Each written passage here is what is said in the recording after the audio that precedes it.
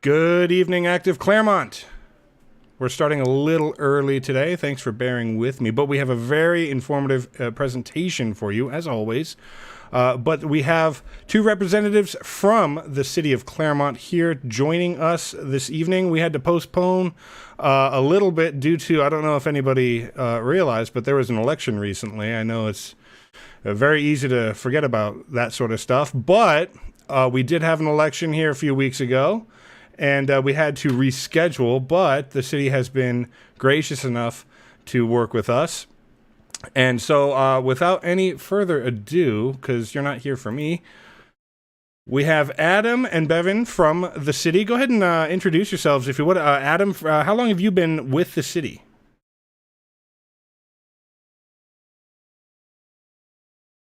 Perfect. And Bevan, how about yourself?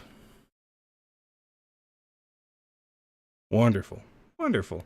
All right. Well, again, thank you very much on behalf of everybody here at Active Claremont. Hopefully, audio's good. Everybody's good.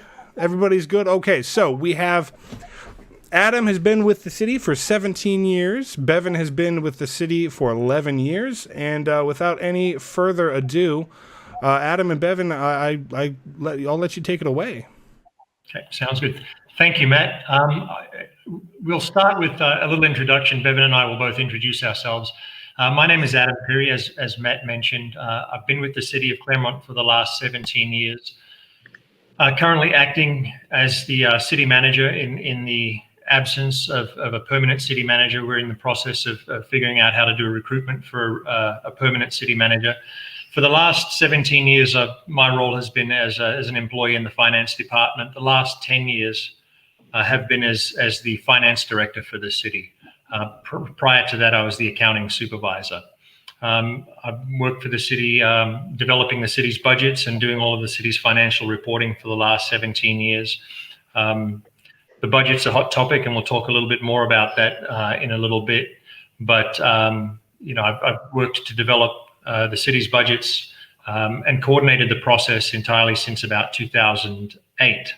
And as many of you may know, we've faced some budgetary challenges over those years. So I've had the opportunity to be involved in some of the good times as well as some of the bad times that the city has faced financially. And I think that is part of the reason that I'm having the opportunity to stand in as the acting city manager at this point. I'll turn it over to Bevan to give you an introduction of her and what her role is with the city. So I'm Bevan Handel. I started with the city in 2009, and previously before that, I worked for the city of Walnut and Fullerton and a few other cities and on contract as well. So in that span of about 11 years, I've seen a lot of changes in the city and certainly in communication. So when I started, we didn't have social media. We weren't doing Zoom meetings. We had a lot of changes. It's been fun. I've also, like Adam, seen a lot of changes in budget and a lot of changes in the community. So that's been an interesting journey and very exciting. So I do the social media, the communications, the city letter, the website, public affairs, act as the liaison for the BID, which is our tourism district, business district and marketing, as well as sitting with the chamber on some of the government relations and marketing committees on that. So those are some of the roles I have in the city and a little bit of a catch-all. It's kind of an interesting position. It changes each year, it feels like. So I'm excited to be here and just help answer any questions. Thanks, Bevan. So this is how I thought we would structure the presentation that we're going to do this evening. Because my background is finance and because COVID-19 and its impacts on the city budget are at the forefront of my mind and possibly at the forefront of the minds of some of our residents and businesses, I thought I would do a little presentation on the impacts of COVID-19 on last year's budget, the budget that ended in June, and then talk about where we are with the current year's budget in terms of revenues and what COVID impacts we've seen there. Then I'll talk a little bit about some of the major projects that I anticipate we'll be working on over the next few months. And then lastly, we'll address some of the questions that your membership submitted to us over the last couple of days. What I will also try and do is in addressing some of the first three topics, hopefully address some of the questions, but at the end, we'll have another question and answer session if there are topics that I haven't covered that your members are interested in, or if I haven't fully answered a question, we'll have an opportunity for people to raise their hands and maybe ask questions at the end as well. Sounds good. So we'll start with the 2019-20 budget and the COVID-19 impacts on that budget. When the COVID pandemic began in February and March of 2020, we were immediately concerned about the potential impacts that COVID could have had on both the 19-20 budget and the budget we were in the process of developing for 2020-21. So we worked really hard during April and May to come up with some estimates of what we thought the impacts were going to be. I've got this chart in front of you that you can see, hopefully, and it shows kind of what we presented to the City Council in May of 2020 relative to some of our major sources of general fund revenue and what we at that time anticipated the impact to be. So we thought that at the time, sales tax, transient occupancy tax, which is our hotel bed tax, charges for services, which cover everything from participation fees for our recreation and special event programs to some of the work that our community development department does in reviewing plans and doing plan checks for development projects, and then other revenues, which included business license fees and other miscellaneous revenues that we thought might have a COVID impact. So at the time, we thought that we may see a shortfall for 2020, the fiscal year 2020 that ended in June of about $1.2 million, which was really concerning to us. At the same time, we talked about other revenue sources in the general fund that had already or were trending a little higher than what we had originally budgeted that could possibly offset some of that $1.2 million, just to give us an idea of what kind of work we would have to do on the expenditure side of things to generate savings that were sufficient to end the year with at least a balanced budget. One thing I want to say about the timing of revenues in the general fund that's important. You'll see that May 2020 estimate was developed a month and a half before the fiscal year closed, which would appear to not give us very much time to address the shortfall. One of the things about local government finance is the method that we use to accrue revenues. We actually receive revenues well into August that can be accrued back to the June fiscal year end. So even in May, it's difficult for us to estimate what our year-end revenues are going to be because we're going to continue to receive revenues in June, July, and August that relate to the 2020 fiscal year. So that's important to kind of understand. So after we went through the process of doing all of those revenue accruals after June, July, and August, we realized that the impacts of COVID weren't as severe in total relative to these forced revenue streams as we had thought. We had initially thought that sales tax revenues would be significantly lower, and that was driven primarily by the safer at home order and the forced closure and restricted operation of businesses, primarily our restaurant and retail establishments. And we had a sense that also that auto sales would be impacted. What we actually found was that although the estimates for decreased revenues for the restaurants and retail turned out to be fairly accurate, auto sales were significantly higher than we thought they would be. We also received information from the California Department of Tax and Fee Administration, the old State Board of Equalization, who's responsible for collecting sales tax from businesses, indicating that they thought that they'd get a significant number of businesses participating in some deferral programs, which would mean that sales tax revenues that we normally would have received in 2019-20 would be deferred until the next fiscal year. Turns out that participation in those programs wasn't as high as originally anticipated, and that businesses really didn't take advantage of them. And then the third factor that kind of mitigated some of the impacts of COVID-19 were online sales. There's a legal case called the Wayfair decision, which came down a year or two ago, that requires online retailers to collect and remit sales tax for all orders that come to California. And this affects people like businesses like Wayfair and Amazon and some of the larger online retailers. And those revenues are allocated to the county pools, and every city in the county gets a share of that. And we found that there was a significant increase in allocations from the county pool from online sales that also contributed to the sales tax figures for 19-20 being a little higher than what we projected. So in all, we're only down about $95,000 relative to sales tax for the 19-20 fiscal year. For what was essentially a shutdown of a quarter of the fiscal year. Relative to what we had assumed would be our shortfall, we were about $263,000 better than we thought. Wow. We also assumed that our hotels would be operating at 10% occupancy for April, May, and June, which would have resulted in about a $350,000 shortfall.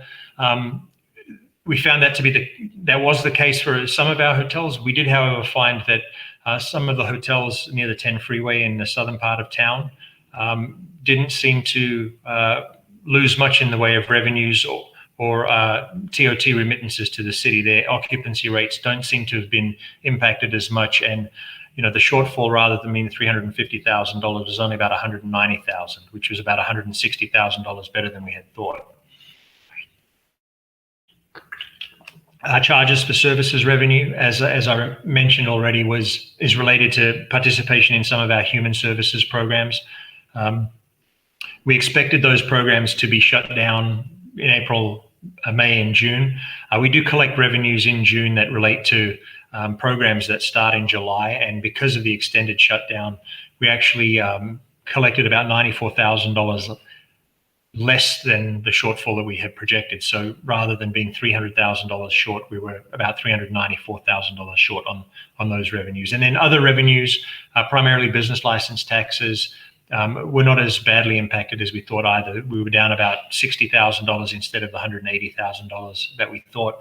And then overall, the revenues that we thought were vulnerable to COVID-19 impacts, we're about $739,000 less than what we had budgeted when we had assumed they might be as much as $1.2 million lower. So we ended up about $449,000 better than we thought. Okay. So in May, one of the things that we did when we approached the council and told them about some of these vulnerable revenue sources, we pointed out 3 sources of revenue that we thought were trending better than budget. These were property tax, licenses and permit revenues, and then franchise taxes from our utilities. We thought that we would get about $748,000 more in revenue from these 3 particular sources of revenue based on where they were at the end of April. And as you can see, at the end of 19-20, we're actually about $840,000 better. So that's an additional $92,000 towards that shortfall that we received beyond the projections that we had made. So all in all, we went to council in October to present them with the year-end results for the city's general fund. We highlighted the fact that we received about just under $27.4 million in revenues. We had expenditures of just over $27 million, which resulted in a surplus for 19-20 of about $313,000. And on October 27th, the City Council unanimously voted to allocate all of that general fund surplus to the general fund reserve. The general fund reserve is is established according to a reserve policy that sets a goal of 25% of general fund operating expenditures as a guideline for its balance. Prior to the allocation of this $313,000, the balance in the reserve represented about 19.2%. Adding that $313,000 has bumped that reserve balance up to about 20.2% of general fund expenditures for the current year. So that's the good news for 2019-20. Now moving on to the current fiscal year. During the budget development process, we were already in a mode where we were trying to deal with a long-term general fund budget deficit that we had identified that we at the time thought would be growing to about $2.8 million by 2023-24. So we had already taken steps to reduce the budget in preparation for addressing that long-term structural deficit that we've identified in the general fund. When COVID hit, we kind of had to revisit what we had been doing. We'd gotten the budget to the point where prior to COVID, we had about $1 million surplus that would have helped either supplement reserves or allowed us to address budget deficits in years beyond 2020-21. But once we factored in estimates of reduced revenues related to COVID of about $1.1 million, we ended up with the balanced budget that we presented to the City Council in June. So the impacts of COVID on the 2021 budget, again, related to the four sources of revenue that you see here, we reduced the budget from the prior year by about $648,000 for sales tax. We reduced the transient occupancy tax budget by about $150,000. The charges for services budget, again, related to participation in some of our human services programs by $200,000. And then we reduced our budget for business tax revenues by about $100,000. And just something on business tax revenues, those revenues are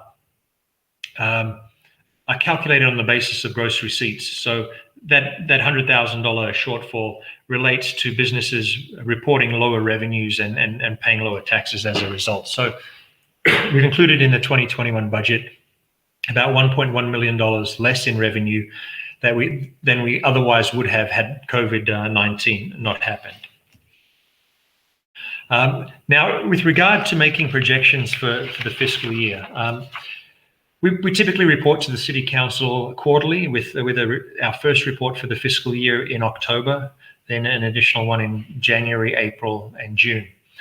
The flow of revenues in the general fund is not even throughout the year, and it's sporadic. And the first quarter of revenues is difficult in terms of using the data that you receive to make meaningful projections for the full fiscal year, because we typically only receive about 10% of general fund revenues during the first 3 months of the fiscal year. So the data that we have at that point is very difficult to draw any meaningful conclusions from.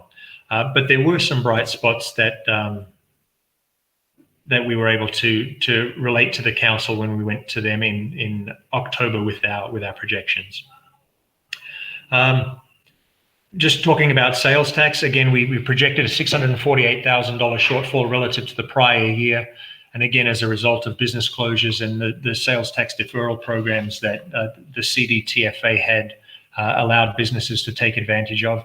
Again, we didn't see the participation in those programs. So we anticipate that the revenue loss may not be as significant as that $648,000. Again, sales taxes from auto sales have increased significantly. We have a new operator at the Claremont Toyota facility who seems to be doing very well. The Dodge dealership had a good quarter in the second quarter of the fiscal year, and just anecdotally, we're hearing that car dealerships are doing very well in spite of some of the other issues with the economy. Right.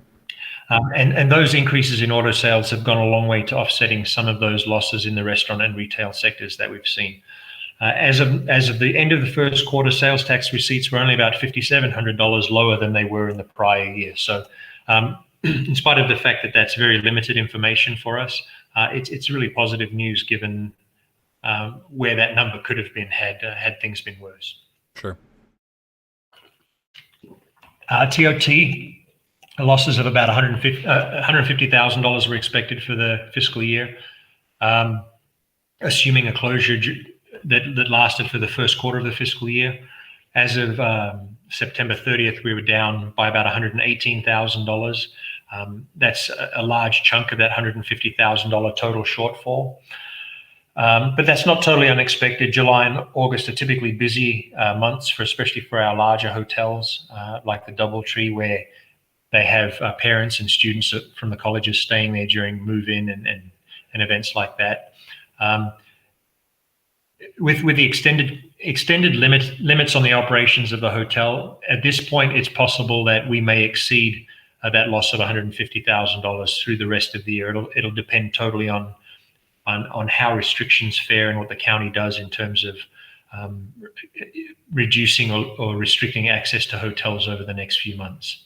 But again, these revenues may end up coming in worse than what we had budgeted, but there are some unexpected gains that we've already talked about in sales tax that may make up some of those lost revenues. Sure.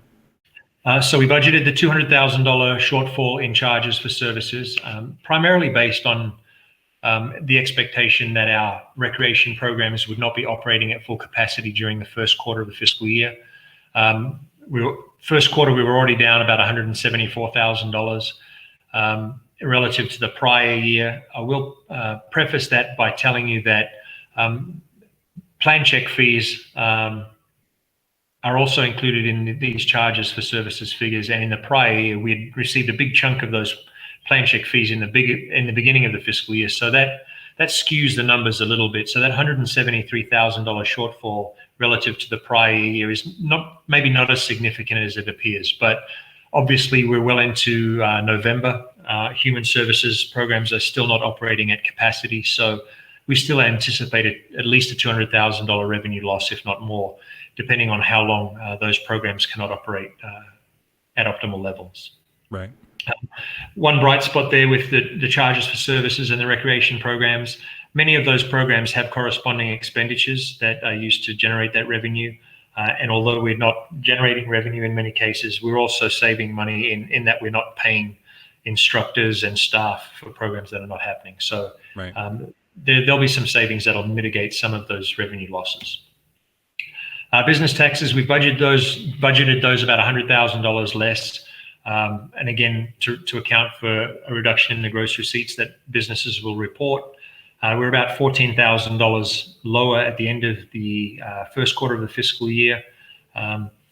Again, because of the way that revenues flow relative to business licenses, renewals are due in March and April for the majority of our businesses. Because of that, we're not going to have a really good handle on what our full year receipts are going to look like until that time.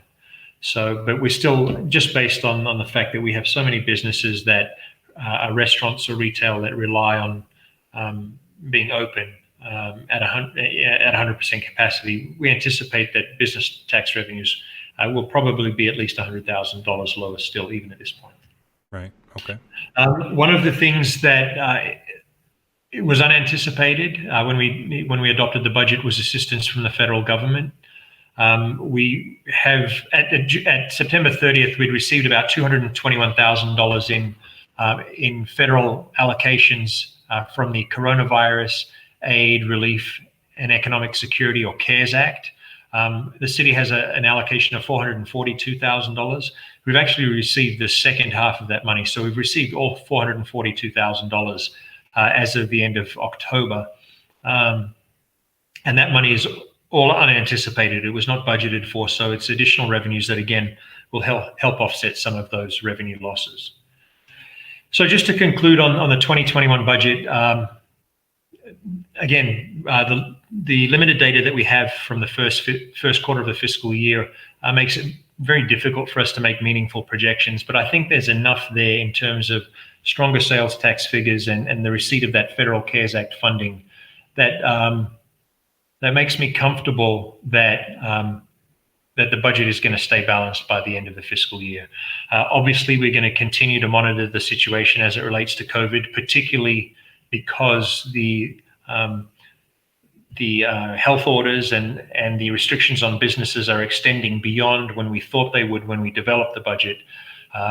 So that we can come back to council in January and April and then June again to kind of give updates as to where we are. But at this point, I think the news is more positive than I thought it might be, and I'm quietly confident that we'll be able to maintain a balanced budget for the current fiscal year, barring any other really significant events that impact revenues. Okay. And I think we're at a good point now where we can maybe talk about. Well, we've got another section to talk about other financial questions. But Right. if there are questions specific to COVID-19 and its impacts on the budget or the city budget in general, we could have those answered now if they weren't part of the questions that you submitted to us earlier. Sure. There's a few questions here. Brian, I see all of your questions. Thank you very much. I think there are a few that this would be a good point to talk about. So, Brian, I'm going to skip around in here a little bit, but I think I've got most of them, and then I'll get back to some other ones. I think that you'll have a better place for some of these questions, but now's a good spot for some of them. Brian's talking about, and I'm not familiar with it, but you probably are. If things get worse with the virus, there's an assessment. There's an assessment that Upland passed, I guess, because of the fire department going to county. Are you familiar with that? And is that something that Claremont would consider, or? Yeah, so I'm a resident of Upland, so I'm very familiar with the assessment. The assessment actually came about when the city of Upland contracted out their fire department with San Bernardino County. And in order to fully fund the operations of San Bernardino County to provide fire service to the city of Upland, they've imposed an assessment on residents' property tax bills of about $160 a year. We're not in a position where we're looking to contract out. There was also some question of the legality of them doing that. I don't believe that it went to a vote of the people, which is something I would have expected to happen.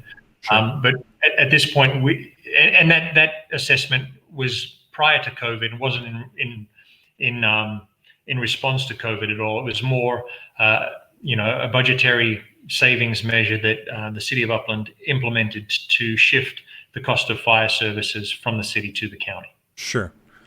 Okay. And another question, kind of, it's relevant to COVID specifically. Is there any? It was follow up. Would Claremont do it because they need the money? It was from Brian. Brian, you got to slow down. We got to get to. I'm kidding. I'm sorry. That's we. Some of you may recall that we convened the Future Financial Opportunities Committee. And out of that committee came some recommendations that staff is in the process of implementing. The first of which was a sales tax measure that went before the voters. There are a couple of other things that were on the list of recommendations that we're currently working on. I think we need to get through those first before we look at taxing residents again. Upland may have been able to do it without a vote of the people. I don't see that being an option in Claremont. So any type of assessment or tax would obviously have to go through another election process. Sure. And I'm not sure how ready we are for that at this point. Sure. But we've got short-term rentals coming back at some point in the next few months so that we can begin to regulate and tax those. We're working on large development projects to try and ensure that we're getting the maximum amount of sales tax from those developments as they happen as well. And then something that we have been doing and will continue to do is work on economic development. We've got, and I had planned to talk about this a little bit later, but I can bring it up now, is, we've got some space down on our auto center, at the very west end that has been purchased by a Mazda dealership that's in the process of doing improvements there. And they'll be opening at some point in the next 9 to 12 months.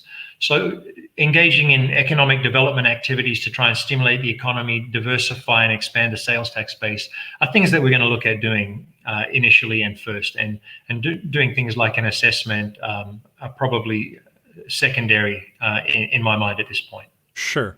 Makes sense. Another sort of on topic with businesses and revenue.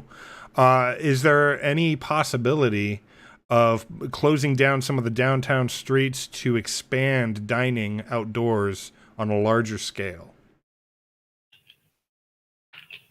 Not at this point. We've developed a program, an outdoor dining program that allows restaurants to use some of the street frontage in front of their businesses to construct parklets that will allow them to expand the amount of outdoor seating that we have. The council did consider an option to close down Yale Avenue a few months ago, but elected not to do that. Okay. I think that there wasn't consensus among the businesses in the village that was what they wanted to do. Sure. But I think the parklets and the outdoor dining program that we've put in place is an alternative. It may not be as may not provide as many of the opportunities as shutting down the whole street might, but it's movement in the right direction to kind of give the restaurant businesses particularly some more opportunities to serve customers when they might otherwise not be able to. Sure. And probably one last question that is good here. The developer north of Trader Joe's, is that moving ahead? Is that construction still taking place? And when do we see completion, if it is? I don't have a completion date on that project. They're working on the condo project. I believe it's 30 condos that they're building on the site just to the east of the DoubleTree. There's a parking structure that they're supposed to be working on that's in some stage of construction. I do know that the progress that they're making is very slow. And unfortunately, I don't have a timeline for you. Sure. Our community development department, I'm sure, is very interested in seeing them continue with that construction to make sure that it gets completed and that it isn't at a standstill. But at this point, I'm not sure when that project will be completed. Gotcha. Okay. And then I think that'll do for questions right now. I know that some of these will probably better fit into presentation aspects that you have coming up. So there's a few major things that, in my mind, are going to be important over the next couple of months that we'll be working on. The first is the Village South Specific Plan. That's a plan document that has been in development for the last 3 years. The city received a grant from Metro to develop a specific plan for a transit-oriented development in the area south of the village on Indian Hill Boulevard. Our staff has been working very hard with a consultant over the last 3 years, and a draft of the specific plan was released to the public a week ago Monday.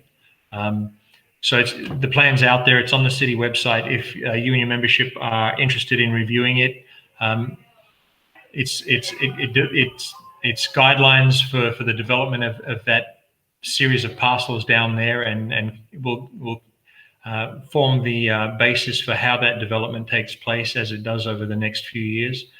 Related to the specific plan is an environmental impact report that also needs to be completed. We expect that the consultant will be done with that EIR and it'll be released on November 30th, which will allow for the statutory 45-day public comment period. And then both the EIR and the specific plan will go through some sort of commission review process where the commissions will be able to weigh in on it. So those will be public meetings that the community will have the ability to make comments and weigh in on both the specific plan and the EIR. And then we expect that the Village South specific plan itself will go to the City Council for final review and approval in June of 2021, which is the deadline that's been established by Metro for the grant. Okay. The housing element's another large project that we're working on. The city is required to update the housing element portion of our general plan every 8 years. And among other things, the housing element identifies potential sites for the development of affordable housing. One of the things that has come down from the state level is an allocation of housing units that the city of Claremont is going to be responsible for providing during that 8-year period. And it's something that's referred to as the Regional Housing Needs Assessment, or RHNA number. That number is 1,707. So according to the Department of Housing and Community Development, between now and 2029, the city of Claremont has this goal of providing 1,707 units. And you can see on this chart here how those new units are broken down. You'll see that 554 of them must be very low income, 309 low income, 297 moderate income, and then 547 above moderate income. This is a significantly higher number than the one that we had to account for in the last housing element update. I think it was about 350 units in the last update. So the goal of these RHNA numbers is to address a statewide shortfall in both affordable and just market rate housing. Again, that housing element update is being worked on by our community development department and a consultant. They're in the process of finalizing that so that we can present it to the community for some public feedback. We expect that it'll probably be made public at some point in the middle of December.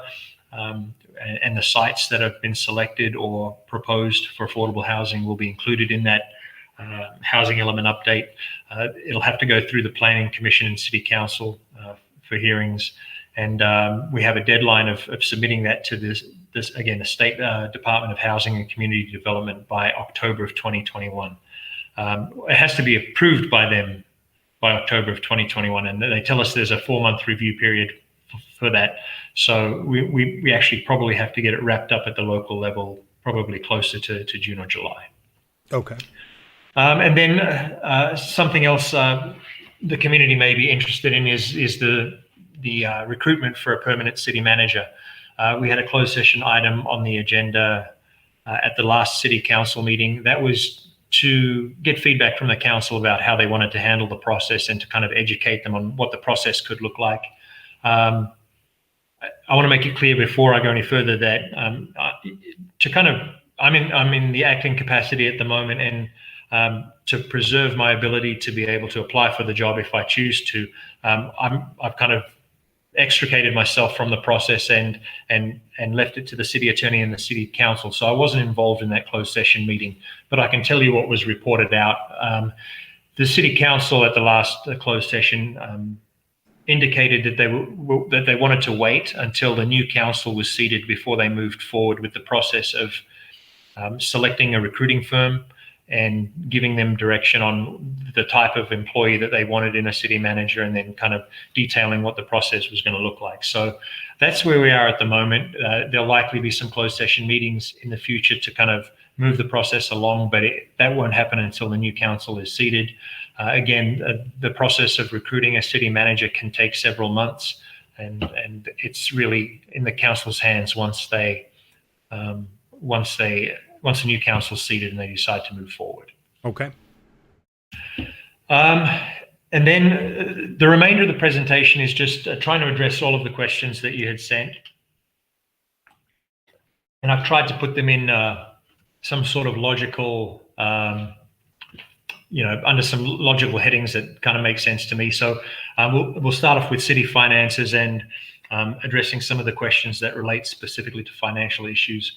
One of the questions I know was, what is the biggest challenge facing the city for 2021? And being a finance guy, developing a balanced budget for 2021 is going to be my biggest challenge. And it's been my biggest challenge every year for the last 10 years.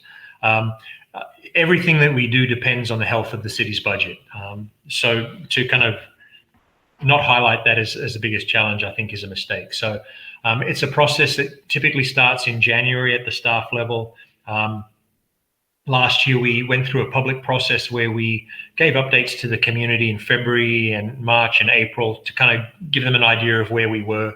Came back in May to give the COVID updates. We'll probably follow a similar process this year to kind of give the community and the council updates what the budget is looking like, and give them an opportunity to weigh in on some of the recommendations that we may be making well in advance of the budget going to the City Council for approval. So that's going to be a huge deal for us over the next 6 months as we put that budget together.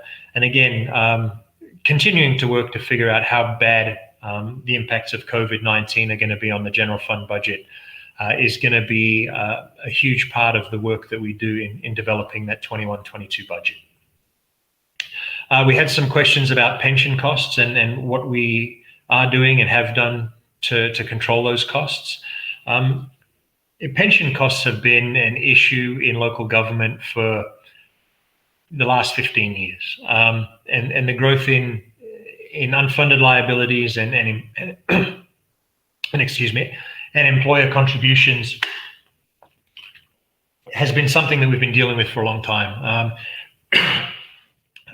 Since about 2010, we've worked pretty hard to try and find ways to reduce our unfunded liability beyond making the required payments to CalPERS. And we've done things like make additional discretionary payments to CalPERS. Between 2010 and 2019, we made about $2.5 million in additional payments from budget surpluses that we realized after the ends of some fiscal years. And also, prior to 2020, we'd included $100,000 additional payments in the general fund budget to make those additional discretionary payments. We also worked early on after the Great Recession to negotiate with employees to have them begin making their the contribution of their portion of the retirement contributions. Up until about 2013, when the Public Employees Pension Reform Act was passed, it was very common for cities to make the contributions on behalf of the employees. But starting in 2009, we negotiated with employees to have them start making that contribution. And now all employees who are enrolled in CalPERS pension plans make between 7 and 12% in annual contributions towards their own retirements. And these are costs that would have been borne by the city prior to that. Sure. It amounts to over $1 million in costs that were shifted from the city to the employees. We also were one of the cities that implemented a second tier of benefits between the Great Recession and the implementation of PEPRA, the Public Employees Pension Reform Act. We switched to lower benefit tiers for new employees that were hired prior to January 1st of 2013. And were it not for PEPRA, which lowered those pension tiers even further, new employees would have come in at lower pension with lower pension benefits. PEPRA, which was enacted by the state legislature, went into effect January 1st, 13. It establishes statutory pension benefits for all new employees. It prohibits the city taking a pension holiday, meaning that even if the pension plans are super funded, the city still has to make annual contributions of the cost of that year of service. It also changes the way that pension benefits are calculated, in that the pensionable compensation is calculated over an average of a 3-year period rather than just a 1-year period. So those types of things have served to kind of reduce pension costs over the long term. It's, if not for other factors, namely the fact that CalPERS hasn't been able to earn 7% on its investments over the last couple of years, I think we would be making more progress towards paying down our unfunded liability. CalPERS, I think, realizing that they need to do something to shore up their pension plans and move to a status of being at a better funded level, have reduced their assumed return on investments from about 7.5% to 7%. And that's had the effect of increasing our unfunded liability, and it's shifted the burden of funding retirements from investment returns to city contributions. And that's been a huge factor over the last 2 or 3 years in our increases in pension costs. So we do have significant payments on the unfunded liabilities that we have to make there. over $4 million a year at this point. And if CalPERS hits all of their assumptions relative to investment returns and their demographic assumptions about when people are going to retire and how long they're going to live, those unfunded liabilities that we have across our pension plans should be paid off in 25 years. Okay.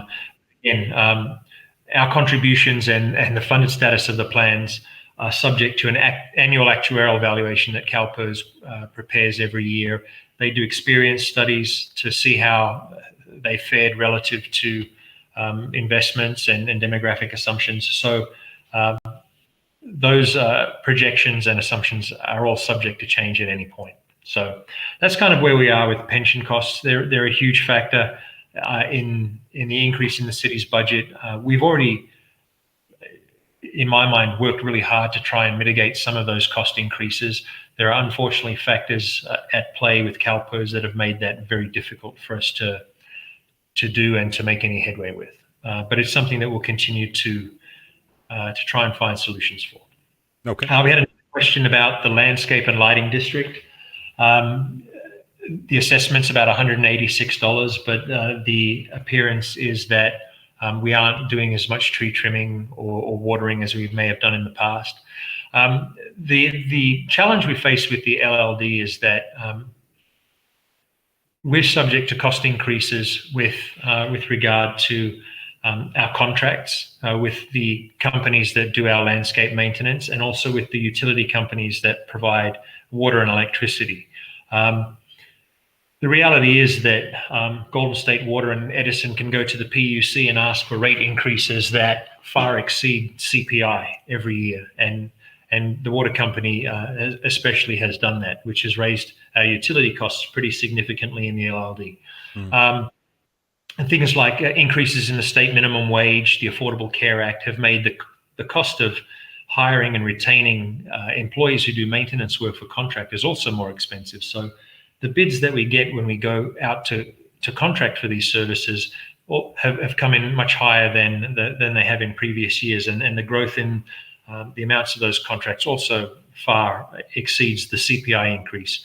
And CPI is the mechanism by which we increase that $186 a year assessment that residents pay. So we've got cost increases that are growing at a rate faster than that assessment is growing. So we already have a general fund contribution to the landscape and lighting district that is between $800,000 and $1 million a year. So any increase that we see in our LLD costs beyond what we receive in revenues from the assessment is picked up by the general fund. And as you know, we have a structural general fund budget deficit. So any discussion of budget reductions or managing our budget in a way to benefit the general fund always includes a discussion of how we operate the LLD. Sure. Okay. Business and business restrictions. As everyone knows, LA County has some health orders in place that place restrictions on businesses.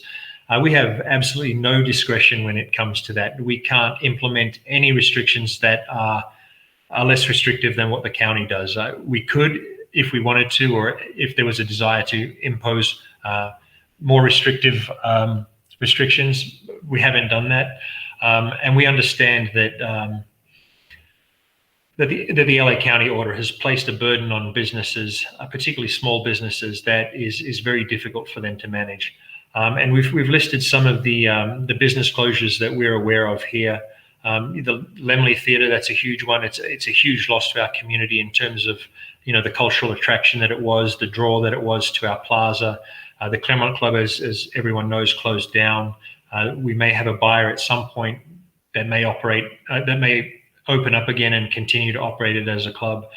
We lost Augie's, the coffee and the ice cream shop in the packing house. We lost Paradise Ice Cream on Indian Hill. The Tiki Lounge, the Moultrie Academy have also closed. And there likely will be more businesses, and there are likely businesses that have closed that we haven't indicated here. We understand that times are extremely difficult for small businesses, and that there isn't a whole lot of assistance out there for them. We do have some new businesses that are opening. Lucky's Coffee is taking over the old Starbucks space at Claremont Boulevard and Foothill. Iron and Kin Coffee, and then the Mazda dealership that I mentioned before is in the process of doing demolition, which will start later this month. And there's about a 9-month construction window before they should be open in about a year's time to hopefully start generating sales tax revenues for us. Sure. Since the elimination of redevelopment, the city has very few tools at its disposal to assist businesses, and we've been trying during COVID to change that. We were fortunate in that we were allocated funding from the federal government through the Community Development Block Grant Program to be able to offer grants to businesses of up to $20,000 to fund lease payments and employee costs, and we funded a number of businesses with that program. We also used some of that funding to help residential tenants who met income requirements pay their rent if they were either laid off or had financial difficulties as a result of COVID. And then again, relative to COVID and business assistance, we adopted the Alfresco program, which allows restaurants to construct the parklets in the right-of-way and in street frontages. We've also tried to streamline that process and make the approvals for that process at the staff level. We've agreed to waive fees so that restaurants don't pay a fee for us to review their plans and approve their programs. So those are small things that we've done to try and assist businesses during the last 6 to 9 months when COVID has impacted them. Obviously, it would be nice to do more. I think that at some level, it's important for everybody to understand that these are unique circumstances that we're operating under. And if it were up to me, I would suggest that it's appropriate for us to kind of look at our rules and regulations as they relate to businesses, and maybe be a little more flexible in what we allow businesses to do, especially relative to things like signage and temporary installation of outdoor seating areas and things like that. Anything that we can do in those areas that maybe would have been prohibited before or restricted before, that don't create a huge burden or a safety issue or anything like that for the city, I think we should be open to considering them, and hopefully at some point we can get more of the parklets out there so the restaurants can serve more customers and continue to employ people and generate revenues both for themselves and for the city. Sure. Yeah. We had some questions about homeless services. I'm sure, as I have, everyone has seen a definite increase in the number of unsheltered people, particularly in our village. We have a fairly robust homeless referral program, and that's basically at this point the limit to what we can do is serve as a referral service. We work with LA County as well as Tri-City Mental Health to provide access to services through a navigator who makes contact with the homeless community in town, and they refer them to temporary shelter or to other services that are available. Some of you may recall Measure H, which is a sales tax measure that was passed by the voters in LA County a year or two ago. That was intended to fund homeless services.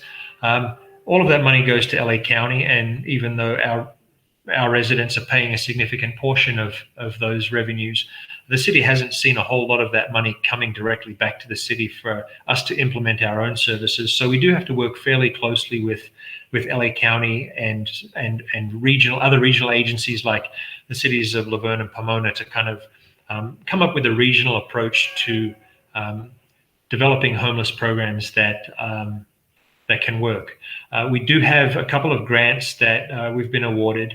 One of them is a prevention and diversion program that allows us to provide grants to people who are in danger of becoming homeless because they can't pay their rent.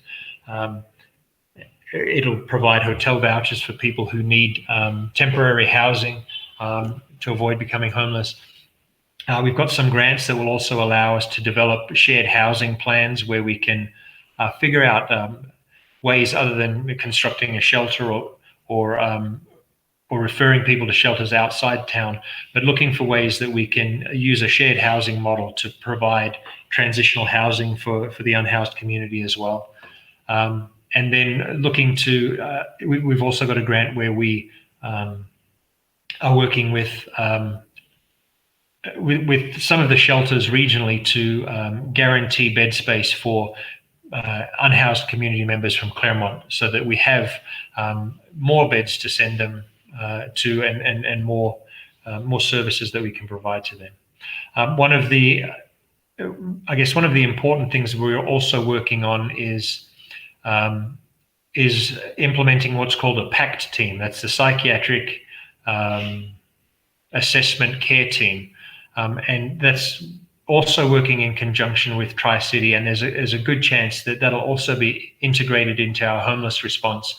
But it's a team of mental health professionals that will address mental health calls that the police department have to respond to.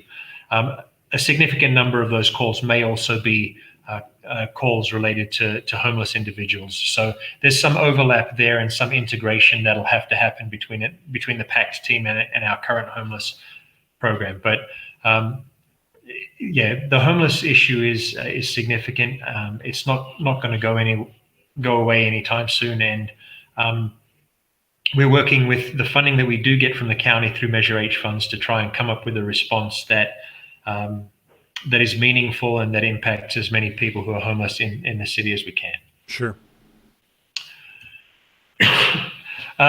We had some questions about the city's support for the police department and how we're responding to some of the calls for the defunding of police.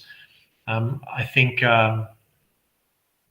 the election results were telling in the candidates that were elected to City Council. The Claremont Police Department is an integral part of the city's operations, and it has, in my mind, a lot to do with the reason that Claremont is the way that it is. And I've always been a big supporter of the police department and always worked hard to ensure that levels of service in the police department could be maintained even when times were very difficult financially. So my intention is to continue with that support. That being said, the political environment and the environment as it relates to policing generally has necessitated some discussions at the police commission level about some of the work that the police department does. And the police commission has convened some ad hoc committees that are reviewing current policies of the police department as they relate to use of force and citizen complaints. They're also looking at our school resource officer program to see whether it's effective and whether it should be continued. Our commissioners have been pretty active in going out to the community to get feedback, and there will no doubt be some recommendations coming out of the police commission to the council to kind of make recommendations on how we can police our community perhaps a little better. The police department has also gone a long way to create a web page to provide transparency on the city's current policies and practices as well. So this is something that's developing. I think that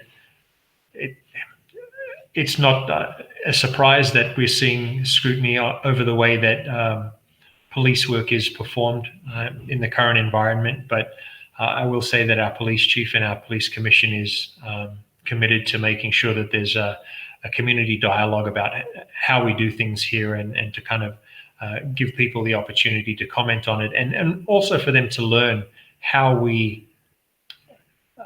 much time we spend using community-oriented models of engaging with the community to do police work. I think it's important that we also use it as an educational exercise to make people understand how important it is for us, for the police department, to have a good relationship with the people that we're serving.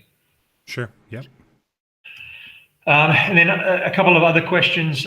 We had some questions about Mills Avenue and why there weren't any protected bike lanes on the street. And this was in response to the terrible accident that happened last Friday. Mills Avenue, in its current configuration, has been around since about 20 years ago. About 20 years ago, Mills Avenue went from being a street with 2 lanes of traffic in either direction with no bike lanes to a single lane in each direction with the painted bike lanes on either side. When that reconfiguration took place, the ability for us to install protected bike lanes like the ones we see on Foothill Boulevard didn't exist.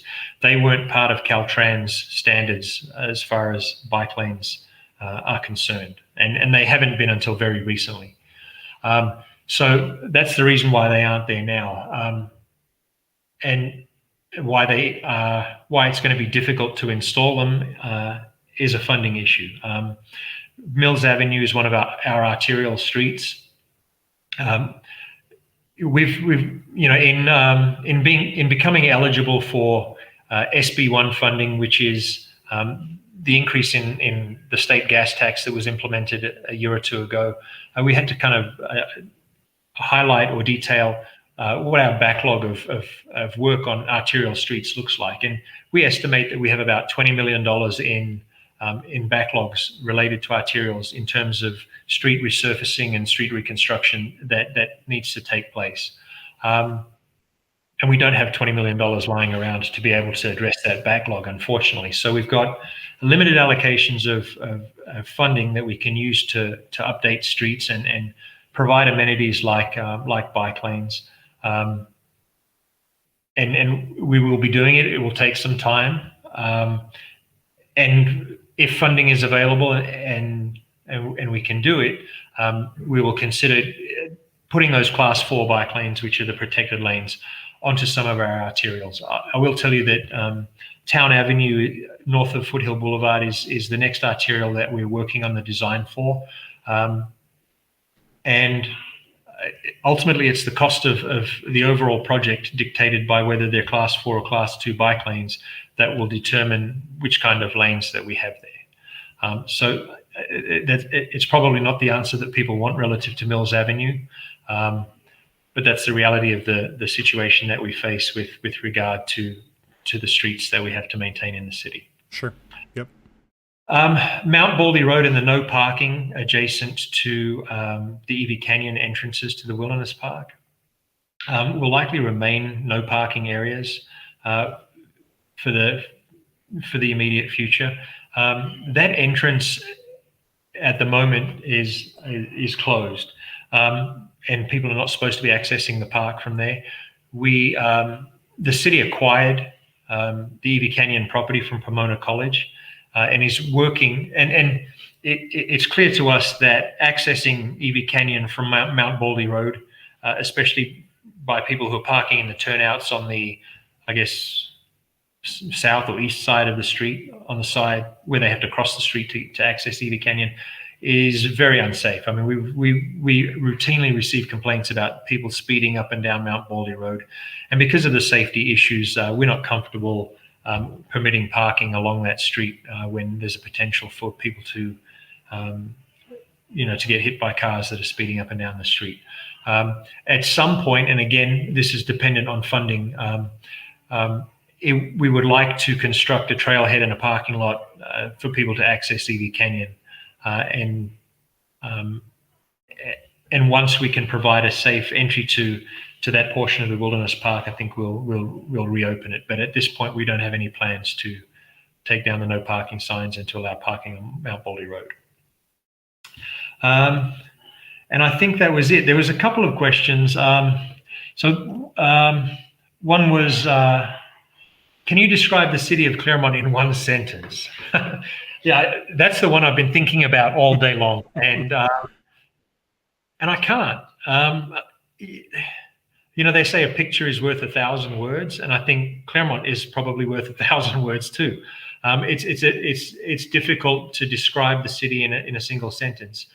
But I'll tell you what I do think about when I think of working for the city and what it means to be a part of local government here. I think a lot about politics at the local level and the state level, and the access that the community has to the decision-making process. And what has always impressed me about Claremont is the fact that we allow first we allow citizens to become really engaged in everything that we do, and we give them a voice. But secondly, that they take full advantage of that opportunity to become engaged and to weigh in on virtually everything that the city, virtually every piece of business that the city does. So if I could articulate that sentiment in one sentence, I would. But that's the thing that really strikes me about Claremont. And again, I'm a resident of the city of Upland, and I can tell you that the same level of engagement and the same level of access just doesn't exist there. And I don't believe that it exists in many cities, at least in Southern California. Sure. So yeah. that's how I would answer that question. Probably one sentence is too little. And then the other thing that I think I missed was, are there any ideas or practices you've seen implemented in other cities that you would like to see adopted for Claremont? Given the COVID situation, and I talked about it a little bit before, I would like the ability to ease up on the restrictions on businesses and to provide, even if it's on a temporary basis, the ability for businesses to install outdoor seating or signs or things to make business a little easier to conduct in this environment. I think we do things pretty well here otherwise. And I hate to go back to the funding issue again. There are some things technologically that I would like to do personally. We've got a financial system that I would like to replace one day, but we don't have the money for it. There are some efficiencies that could introduce, but there are more pressing issues at the moment that need to be addressed. Yeah. So that's kind of it for our presentation. I'm sure there are more questions. I'd be happy to answer them if there are any. Yeah, we have just a few, and real quick, if you have any other questions, feel free to ask. Now is the chance. So I'll go back up and get to a couple of these questions. Now Brian is our finance guy, so of course this had to come up. But one of the first part of the question is, when do you see the Hughes Community Center opening up? That's normally where we would meet. But I think that you kind of covered that, where it's really up to the county. It's not really our decision here locally. But one of the kind of the follow-up to his question, again, being our finance guy, is that small groups like ours have paid for the year. So how is that going to impact city finances? For example, if it doesn't open back up and then, next year we're not sure when it will open up. Obviously, as far as the Hughes Center is concerned, facility rental revenue is a component of our general fund revenue budget. So us not collecting that revenue is a hit to the general fund. And specific to your group and groups like it who've already paid for time that you're not able to spend in the facility, we can give you credit right once the Hughes Center is open or issue a refund. We're not looking to make money off people using the facility, obviously. Sure. Yeah. Okay. So, and of course, if you've never met Brian, last part of his question is just don't forget about us. That's so, of course. And kind of another sort of related to COVID and projects. A better way to ask this would be sort of what the impact of projects like the new police station are, like that being a project of the city before COVID. How far off does this uncertain time put projects like that? Are you talking in terms of funding the project? Right, trying to approach another final plan. Well, another attempt to fund it and get it off the ground, I guess, would be. I think the lack of success of the last ballot measure to construct the police station kind of put us in a position where we had to look at more short-term solutions for shoring up that facility and making sure that it's that it's a safe facility for the occupants. So we have a concept for the reconstruction of a police station that's kind of been shelved for the time being, and we're focusing our energies on trying to do improvements to the facility that will make it seismically safe and ADA accessible, and still continue to meet the needs of the police department. That's a smaller project, but it's still at a significant cost. It's probably going to cost between $2 and $3 million to do that. We're still working hard with the state and with granting agencies to try and find funding for that. Obviously, we have limited general fund funding available for it, but it's common for granting agencies to require a local match for any grant funds that they give us. So if we can find funding from a grant, there's a good chance we'll have to identify funding internally to fully fund the project. So it's something that we're working on and something that may happen. But again, it's going to require us identifying funding outside of the general fund, hopefully from a grantor that is willing to give us a large proportion of the money that we need to make the facility safe. Sure. Okay. And then just generally speaking, when it comes to projects, at least city-initiated projects, I mean, the financial uncertainty that COVID has created has made us rethink a lot of those. I mean, even from the perspective of our annual budget, in terms of very small projects that we might be doing, we've kind of put a hold on those until the later part of the fiscal year so that we can assess how COVID is going to impact the budget for the year. If we find that we have received sufficient revenues and we can afford to make an expenditure that's budgeted, we'll go ahead with those smaller projects. But at this point, we're holding off just to make sure that our budget's not going to be impacted any worse than we had initially thought. Sure. Another question here, kind of with the finance, is there any risk of the city looking at further any furloughs or any downsizing in that regard at this point? I think the current budget at this point, I think will not necessitate that for the current fiscal year. But again, we've got to look at the structural budget deficit. Once we've had a better opportunity to assess the true impacts of COVID on that structural deficit moving forward, it's not out of the question. I mean, I'd hate to be the person that says that we won't be doing any downsizing, or we won't cut this, or we won't cut that, because I just don't know that won't be an option at some point in the future. I don't know when or how, right. But I wouldn't want to limit our options for dealing with financial issues in the future by saying that we will or won't do something. Sure. And then looks like our last question right now, unless anybody gets in there, are hotels operating under a conditional use permit? That I don't know.